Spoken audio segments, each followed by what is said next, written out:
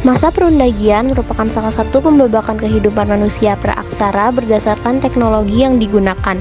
Zaman ini menandai makin berkembangnya kemampuan manusia dalam menciptakan suatu kebudayaan. Istilah perundagian berasal dari bahasa Bali, yakni undagi, yang artinya seseorang atau sekelompok orang yang mempunyai keterampilan tertentu. Masa perundagian digunakan untuk menyebut zaman logam. Sehingga pada masa ini manusia sudah bisa membuat dan menggunakan peralatan dari logam.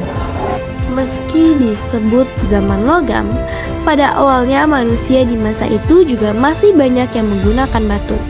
Karena persediaan logam pada masa itu masih terbatas, sehingga penggunaan logam di kalangan pun masih terbatas. Semakin lama, keterampilan membuat alat-alat dari logam mulai menyebar.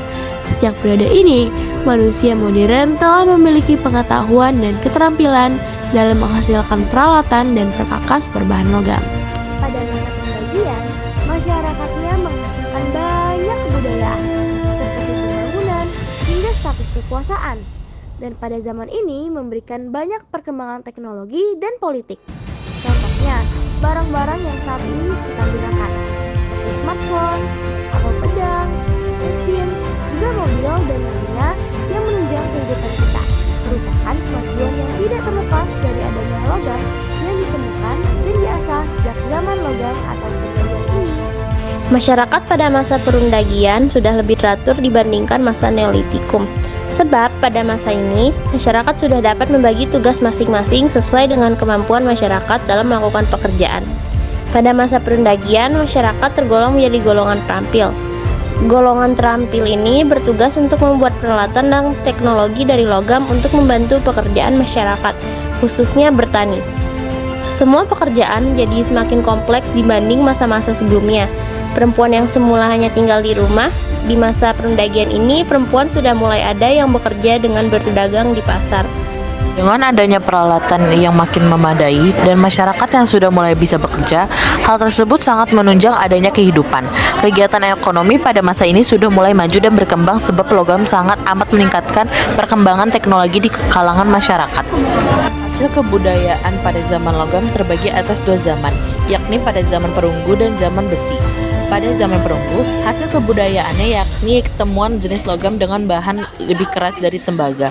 Masyarakat menggabungkan timah dan tembaga yang dileburkan, sehingga dapat menghasilkan perunggu. Sedangkan pada zaman besi, manusia sudah menemukan jenis logam lain yang ternyata lebih keras dari perunggu. Jadi diperlukan pemanasan yang sangat tinggi untuk meleburkan logam tersebut.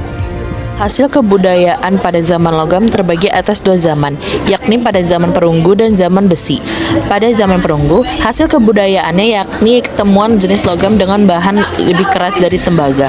Masyarakat menggabungkan timah dan tembaga yang dileburkan, sehingga dapat menghasilkan perunggu. Sedangkan pada zaman besi, manusia sudah menemukan jenis logam lain yang ternyata lebih keras dari perunggu. Jadi diperlukan pemanasan yang sangat tinggi untuk meleburkan logam tersebut. Benda-benda peninggalan pada masa logam saat ini dapat kita temukan di daerah Bali, Pulau Alor, Riau, daerah Sumatera, dan Madura. Namun, banyak juga yang tidak dapat ditemukan karena benda peninggalan zaman ini tidak banyak ditemukan karena mudah berkarat. Lalu, seperti yang telah dijelaskan sebelumnya, bahwa pada masa ini tidak semua masyarakat menggunakan logam. Masih banyak juga masyarakat yang memakai batu sebagai peralatan penunjang hidup mereka, seperti kapak sorong, moko, kapak perunggu, negara, dan bejana perunggu. Benda-benda berbahan dasar batu tetap ada pada zaman logam karena tidak dapat digantikan oleh bahan logam. Masih banyak hal yang sama seperti zaman batu atau zaman Neolitikum. Selain digunakannya bahan-bahan batu untuk peralatan sehari-hari mereka, yakni kepercayaan yang dianut oleh masyarakatnya. Masyarakat pada masa logam juga menganut kepercayaan yang sama, yakni kepercayaan animisme.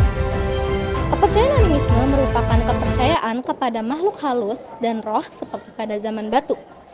Mereka melakukan pemujaan kepada roh nenek moyang mereka.